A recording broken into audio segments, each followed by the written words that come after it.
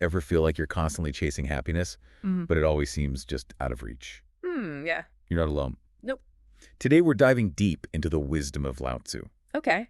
He was an ancient Chinese philosopher who offered a radically different approach to happiness. Interesting. This deep dive was actually requested by one of our listeners. Oh, wow. So let's see what this ancient wisdom can offer us in the modern world. I'm excited. What's fascinating is that Lao Tzu, who is considered the founder of Taoism, believed true happiness isn't something you chase directly. Really? Yeah. It's more like it finds you when you're in sync with the natural flow of the universe, Okay. what he called the Tao. So how do we tap into this Tao? It Right. all seems a little mystical. Well, imagine it like this. The Tao is kind of like the Wi-Fi of the universe, Okay. this invisible force that connects everything. Hmm.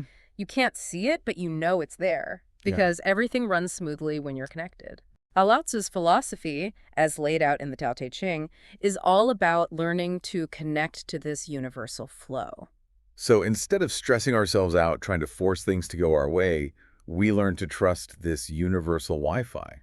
I like that analogy. Exactly. And that doesn't mean being passive Right. or just letting life happen to you. It's more about aligning your actions with the natural order of things. Hmm.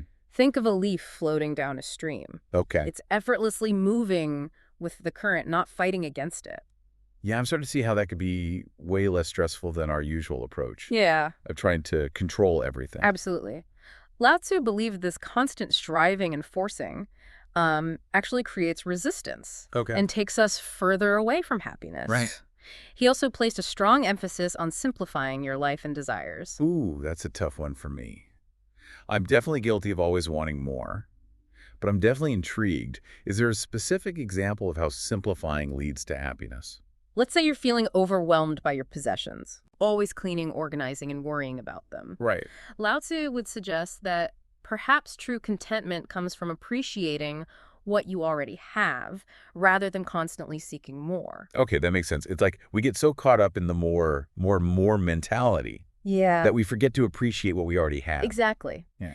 Now, another major roadblock to happiness, according to Lao Tzu, is our ego. Okay. I can see how our ego might be holding us back. How did he suggest we deal with it? Well, the ego loves to compare, judge, and create all sorts of expectations. Yeah. That can leave us feeling inadequate or frustrated. Right. Imagine trying to force a square peg into a round hole. Okay. It's just not going to work. Right. But if you let go of the need to control the shape of the peg, it can fit in perfectly. That's a really good visual. So it's about letting go of that rigid need to control every outcome. Exactly. And that brings us to one of the most important concepts in Taoism. Okay. Wu Wei. Okay, I've heard that term before, but I'm not exactly sure what it means. Wu Wei is often translated as non-action or effortless action, Right. which can be a bit confusing. It does sound a bit paradoxical. How can you act without acting? It's not about doing nothing at all. It's more about acting without forcing, striving, or overthinking. Okay. Think about a time when you over-prepared for a presentation, Right. stressing over every detail. Yeah. Wu Wei might suggest trusting your existing knowledge and letting the presentation flow more naturally. Wow. That's actually a really helpful example. So instead of micromanaging every outcome, we trust that things will unfold as they should. Precisely. It's about surrendering to the natural flow of events. I have a feeling this Wu Wei thing is going to be key to understanding Lao Tzu's approach to happiness. You're absolutely right. It's a concept we'll be revisiting throughout this deep dive. But for now, just let that idea simmer. So we've talked about aligning with the Tao Right. and simplifying desires. Now let's explore some specific practices Lao Tzu recommended for cultivating happiness. Yes, please. I'm ready to put this ancient wisdom into action. Well, remember, Wu Wei. Mm-hmm. It's not just a concept. It's Yeah. something you can actively practice. Okay, I'm all ears. How do we practice this effortless action in everyday life? One way is to start small. Oh, wait. Identify one area where you tend to over-control Right. and make a conscious effort to step back. Hmm. Let's say you're always micromanaging your kids' homework. Ooh, that's me. I'm definitely guilty of that. See if you can trust them to handle it on their own. Okay. Offer guidance, of course, Right. but resist the urge to hover and correct every little thing. That's a great challenge. Yeah. I can already feel the resistance bubbling up, but I'm willing to try it. Yeah. What else did Lao Tzu recommend?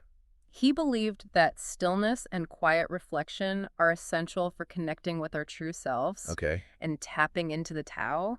So in our hyper-connected world, it's even more important to unplug Yes. and carve out some quiet time. Exactly. Even just 5 minutes of meditation or sitting in nature can make a world of difference. It's like hitting the pause button on a chaotic movie. I definitely need more of that in my life. Now, another practice is closely tied to simplifying our desires. Okay. It's about cultivating contentment. Okay.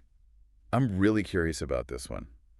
How do we train ourselves to be content when we're constantly bombarded with messages telling us we need more? Start by becoming aware of what truly brings you joy. Hmm. Is it spending quality time with loved ones, Yeah. enjoying a good book, Ah, walking in nature? right. Make a list of these simple pleasures and focus on them.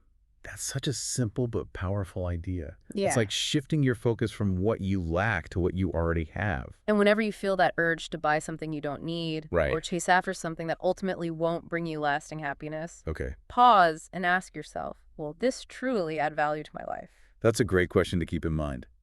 It's so easy to get caught up in the consumerism frenzy and forget what really matters. Now, finally, Lao Tzu also emphasized the importance of cultivating humility. Humility. Yeah. That's not a word you hear too often these days. Yeah. How does humility fit into his philosophy of happiness? Humility allows us to let go of the need to be right all the time, to win every argument, or to prove ourselves to others. Yeah. It's about recognizing that we don't have all the answers Right. and being open to learning from others. I see. So less ego, more humility. Precisely. When we approach life with humility, we open ourselves up to new possibilities and deeper connections with others. We're less likely to take things personally and more likely to respond to challenges with grace and compassion. Wow. I can already see how practicing humility could lead to a more peaceful and harmonious life.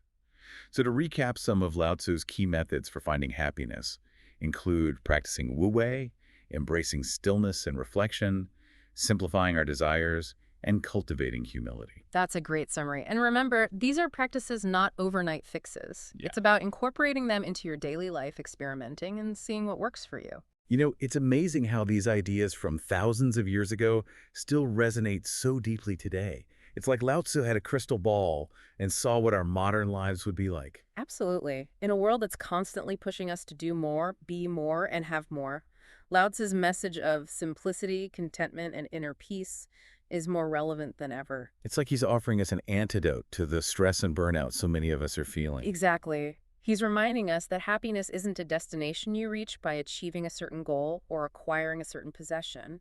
It's a state of being, a way of life that's available to us right now. This has been such an eye-opening deep dive. I feel like I have a whole new perspective on happiness. It's not about chasing some elusive external reward, but cultivating a sense of inner peace and harmony. And remember, the beauty of Lao Tzu's teachings is that they're not about rigid rules or dogmas. They're simply invitations to experiment, to explore, and to find what works for you. So for those listening, if you had the chance to ask Lao Tzu one question about finding happiness in your own life, what would it be? That's a great question to ponder. Perhaps in the quiet moments of reflection, your own unique answer will emerge. Thank you so much for guiding us through this fascinating exploration of Lao Tzu's philosophy.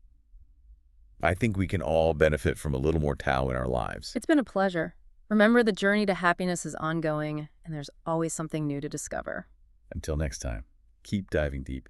You know, it's amazing how these ideas from thousands of years ago Yeah, still resonate so deeply today. I know, right? It's like Lao Tzu had a crystal ball Uh-huh. and saw what our modern lives would be like. Absolutely. In a world that's constantly pushing us to do more, Right. be more, Yeah. and have more, Lao Tzu's message of simplicity, contentment, and inner peace is more relevant than ever. It's like he's offering us an antidote Yeah. to the stress and burnout so many of us are feeling. Exactly. He's reminding us that happiness isn't a destination Right. you reach by achieving a certain goal Mhm. or acquiring a certain possession. It's a state of being, Right. a way of life that's available to us right now. This has been such an eye-opening deep dive. Yeah. I feel like I have a whole new perspective on happiness. That's great. It's not about chasing some elusive external reward, Right. but cultivating a sense of inner peace and harmony. And remember, the beauty of Lao Tzu's teachings Yeah. is that they're not about rigid rules or dogmas. Right. They're simply invitations to experiment, to explore, and to find what works for you. So for those listening, Yeah. if you had the chance to ask Lao Tzu one question Okay. about finding happiness in your own life, what would it be? That's a great question to ponder. Perhaps in the quiet moments of reflection, Hmm. your own unique answer will emerge.